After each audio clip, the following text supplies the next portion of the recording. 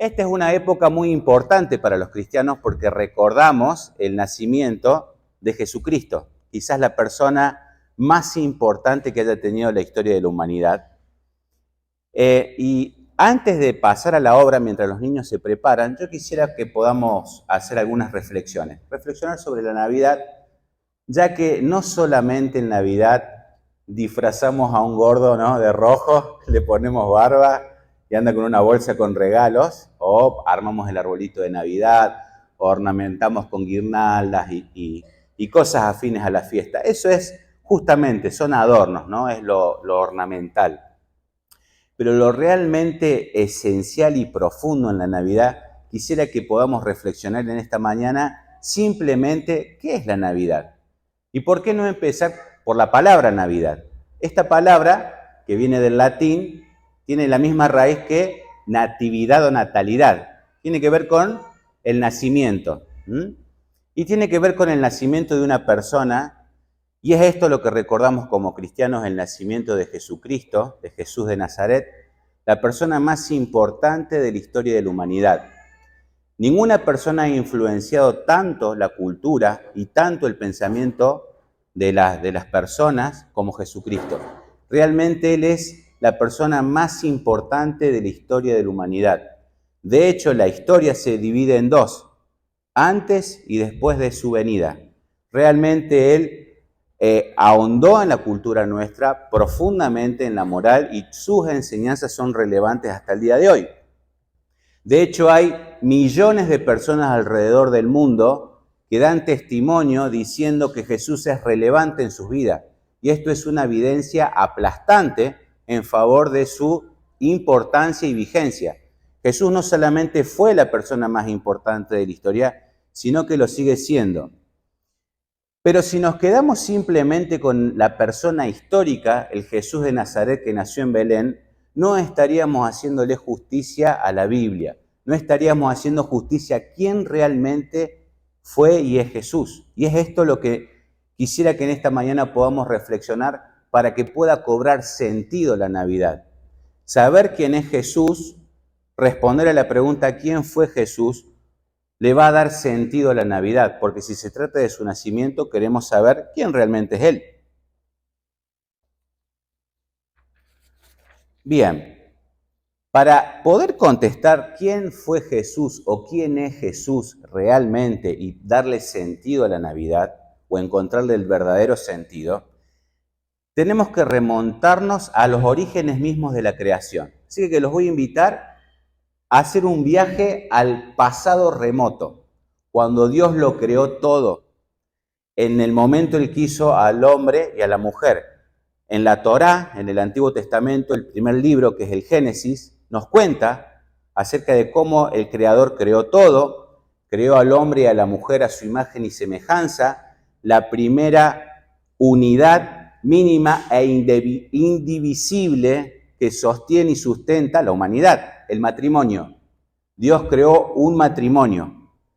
Y nosotros a través de este libro del Génesis podemos ver de que Dios, cuando lo creó todo, Él con las únicas criaturas que se comunica es con el hombre y la mujer.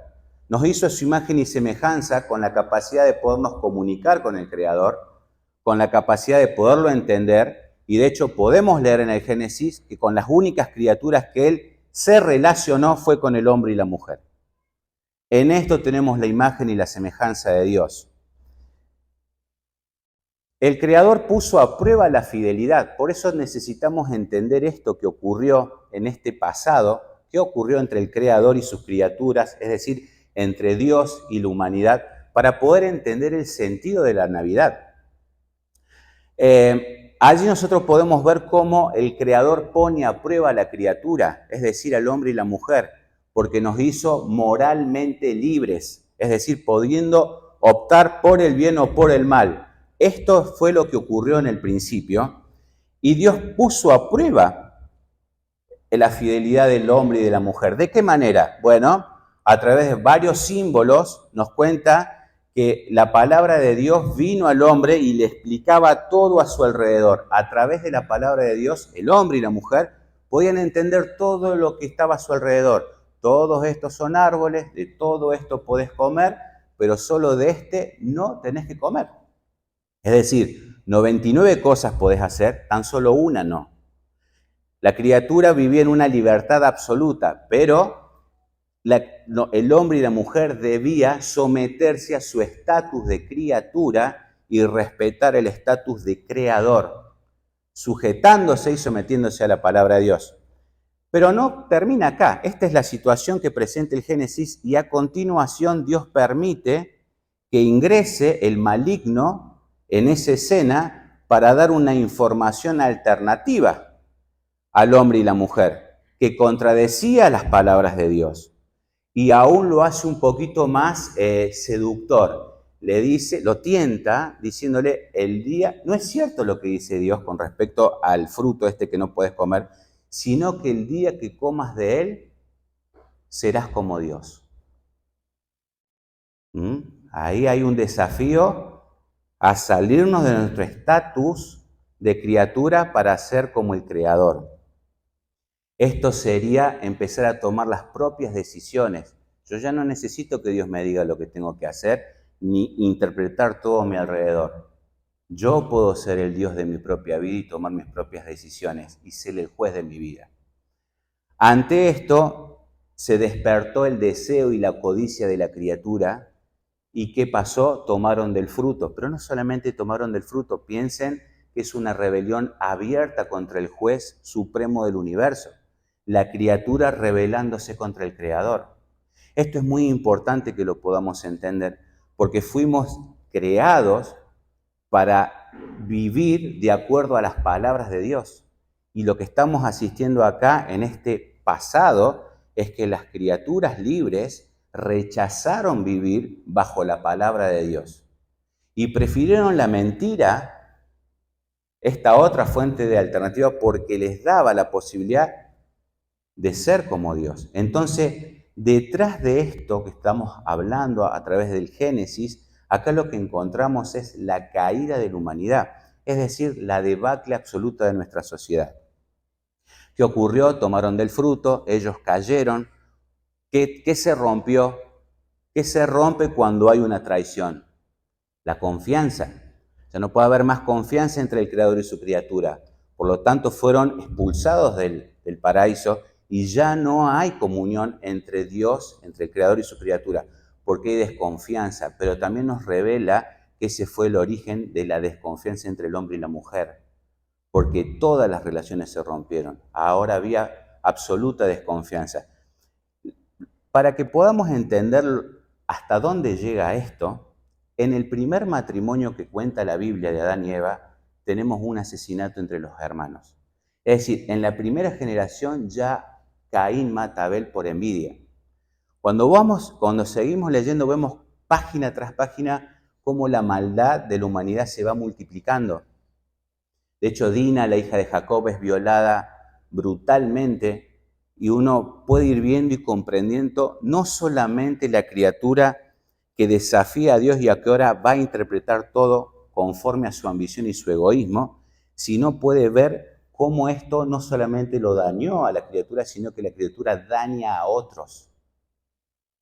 Y estas son las páginas de la Biblia, pero si agarraríamos las páginas de la vida y agarraríamos la realidad de hoy, podemos ver la maldad multiplicada en todas las esferas de la vida humana. No hay sociedad que no haya corrupción, que no haya desconfianza, que no haya ruptura, falta de comprensión, falta de compromiso, donde hay mentira, engaño, falso testimonio. Entonces, esto que les estoy contando nos permite entender cuál es la situación.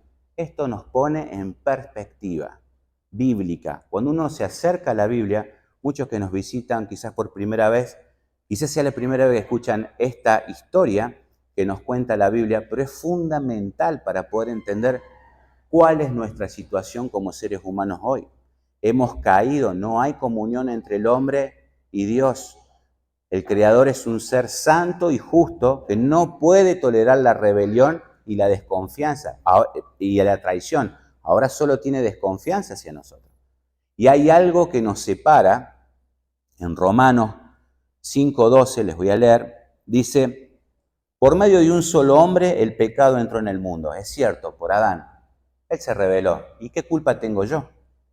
Si fue el que se rebeló, yo no tengo la culpa. Pero sigue diciendo la palabra de Dios que por un hombre entró el pecado en el mundo y por medio del pecado entró la muerte. Fue así como la muerte pasó a toda la humanidad porque todos pecaron.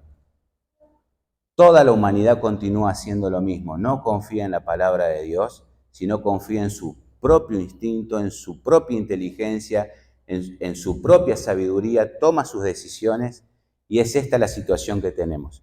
En Romanos 3:23 dice así, pues todos han pecado y están privados de la gloria de Dios. La palabra muerte en la Biblia se puede traducir perfectamente por separación. Desde el momento en el que estamos separados de Dios, estamos muertos. Así que la muerte entró a toda la humanidad. Y esta es la condena que pesa sobre nuestras cabezas. Qué lindo mensaje en esta mañana, ¿no? Deben estar todos pum para arriba con el mensaje que les traje.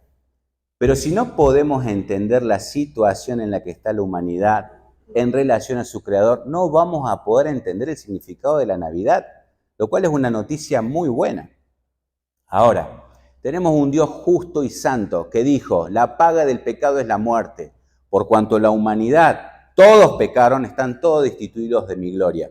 ¿Cómo se puede hacer para que Dios pueda derramar su amor? Él nos ama tanto que quiere reconciliarse con nosotros y está dispuesto a perdonarnos, pero no puede pasar por alto su justicia.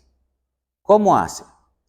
Pensemos una escena donde un joven es condenado. Entonces va el padre y le pide al juez y le ruega, si es que el juez pudiera hacerlo, imaginémoslo, le pide al padre por favor ir en el lugar de su hijo.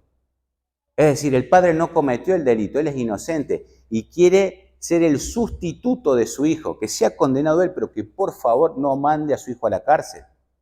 Quizás esto, en un juego que podemos hacer, pudiera ser posible. Pero ¿qué pasa si el padre y el hijo son delincuentes? ¿Acaso el delincuente puede reemplazar a otro delincuente? ¿Cómo pudiera yo ir en lugar de mi hijo Ali? Lo amo como un hijo Ali, es mi sobrino, pero lo amo como un hijo. ¿Cómo pudiera yo pedirle al Creador que no lo condene a él, que me condene a mí en lugar de él, si yo también estoy condenado? Y si lo pensamos y toda la humanidad está condenado, ¿quién puede sustituirnos que cumpla la condena que pesa sobre nuestras cabezas? Debiera ser alguien que sea justo. ¿Y quién es el único justo? Hay un solo justo. La palabra de Dios nos dice que acá en la humanidad no hay justo ni aún uno. No hay quien haga lo bueno, no hay ni siquiera uno. Pero hay un justo, que es Dios. El Creador es justo. Y en ese propósito Él se hizo hombre. Dios se hace hombre. Esto trasciende la idea de un Jesús solamente histórico que nació en Belén. Estamos diciendo que Dios se hace hombre, vive una vida sin pecado como humano y ahora Él es el instrumento, el justo, que puede morir por el injusto, por el culpable. ¿Se dan cuenta cómo funciona la justicia de Dios? Entonces era por medio de Jesucristo, que es el instrumento sustituto para pagar tu culpa, Dios puede derramar su amor sobre tu vida. Él quiere perdonarte, no importa lo que hayas hecho, cuán graves sean tus pecados, lo mal que hayas hecho hasta ahora. Lo importante es que Jesús murió en tu lugar. Y quisiera que podamos leer un pasaje que nos va a ayudar a entender mucho esto que está en el Evangelio de Juan, en el capítulo 3. Así nos podemos terminar de entender quién es Jesucristo. Y esto nos va a dar el sentido de la Navidad. Juan 3, 16 al 20. Porque tanto amó Dios al mundo, que dio a su Hijo unigénito, no primogénito. Unigénito es único tipo. No hay otro como Él, único en su especie, es el justo Él. Dio a su único Hijo para que todo aquel que cree en Él no se pierda, sino tenga vida eterna. Dios no envió a su Hijo al mundo para condenar al mundo, sino para salvarlo por medio de Él, por supuesto. El mundo ya está condenado, no vino a condenarlo, ya estamos condenados. Él vino a salvarnos. El que cree en Él no es condenado, pero el que no cree ya está condenado por no haber creído en el nombre del unigénito Hijo de Dios. Esta es la causa de la condenación, que la luz vino al mundo, pero la humanidad prefirió las tinieblas a la luz porque sus hechos eran perversos, pues todo el que hace lo malo aborrece la luz y no se acerca a ella por temor a que sus obras queden al descubierto. ¿Se dan cuenta? Volvemos a tener acá la misma escena al principio. El que no cree ya ha sido condenado. El que no cree en la palabra de Dios, donde la palabra hoy te dice que Jesús es el instrumento de sustituto por tus pecados. Si vos no crees en esto, estamos al igual que al principio. No le creemos a la palabra de Dios y lo tomamos por mentiroso. Exactamente lo mismo que ocurrió al principio. Pero si creemos, acá está la segunda oportunidad que ocurrió en el huerto de Adán y Eva. Creer en la palabra de Dios. Amigos, hermanos, los invito a que piensen en esto. Segunda oportunidad. Ahora sos vos el protagonista. Dios te está diciendo que Jesús es el sustituto por tus pecados. ¿Crees en esto? Tenés vida eterna. Sos perdonado. ¿No crees en esto? Seguís condenado. Y vas camino a la destrucción. Esto nos dice la Biblia. Ahora, ¿cuál es el motivo de no creer en esto? Si es gratis para nosotros, pero no es gratis para Dios. Él está poniendo su vida, fue humillado, el Creador fue humillado, tenido en poco, escupido, crucificado, sacrificado por nosotros. A Él no le salió gratis, a vos te sale gratis porque vos tenés que creer. Pero si esta noticia tan maravillosa que le llamamos el Evangelio de Cristo, ¿por qué no la recibirías? ¿Qué dice lo que acabamos de leer? La única opción que no quieres recibir esto es que ames más las tinieblas que la luz. Lo mismo que al principio, ¿se dan cuenta? Dos fuentes de conocimiento, el maligno y el creador. ¿Por qué quisieras seguir creyéndole al maligno? ¿Por qué quisieras seguir en tus pecados? Porque tenés miedo de venir a la luz y que tu oscuridad quede manifiesta. Entonces, este es el plan redentor de Dios, que todo aquel que cree en Jesucristo venga a la luz y se arrepienta de la oscuridad que hay en él. Esto es un desafío que nos está planteando. ¿Cuál es la solución a este problema? Tenemos una situación. ¿Cuál es la solución según la Biblia? Creer en Jesucristo, que Él es el sustituto enviado por Dios, Él es el justo que mora en nuestro lugar, que te arrepientas de la oscuridad que hay en vos, porque sea que vos hayas pecado, Dios te promete perdón. Y sea que hayan pecado contra vos y te hayan dañado profundamente otros pecadores, Dios te promete restauración. Así que en esta doble acción de perdón y restauración, en la cual Dios envía su palabra, ahora está en tu corazón, está en tu mente. Y vos decidís creer o no. Así que te invito, antes de que veamos este hermoso espectáculo que vamos a ver de los niños, te invito a que podamos tener un instante de reflexión. Quizá esta noche la fiesta, la familia, los amigos no nos dejen pensar mucho en esto. Y este sea un momento en el cual vos puedas tener esto en tu mente y no permitas que nadie te lo saque. Sobre nuestra cabeza pesa una condena por nuestros pecados. La Biblia dice que todos somos pecadores. Y Jesús es el sustituto. Si crees en Él, tenés vida eterna. Te arrepentís de tus pecados y podés volver a empezar. Te invito a que inclines tu cabeza y que puedas reflexionar unos instantes en esto.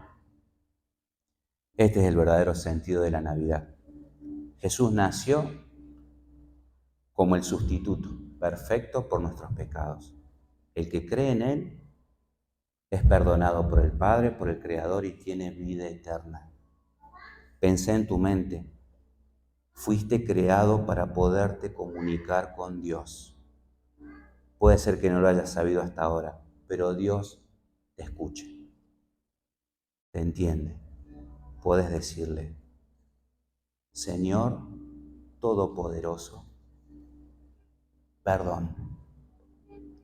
Pedí perdón por la oscuridad que hay en vos. Y decirle que reconoces que Jesús es el sustituto.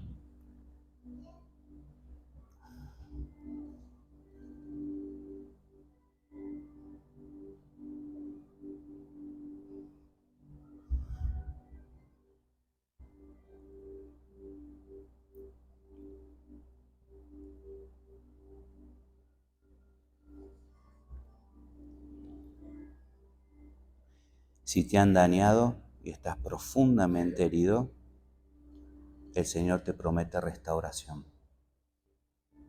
Cree en Jesús, cree en su palabra.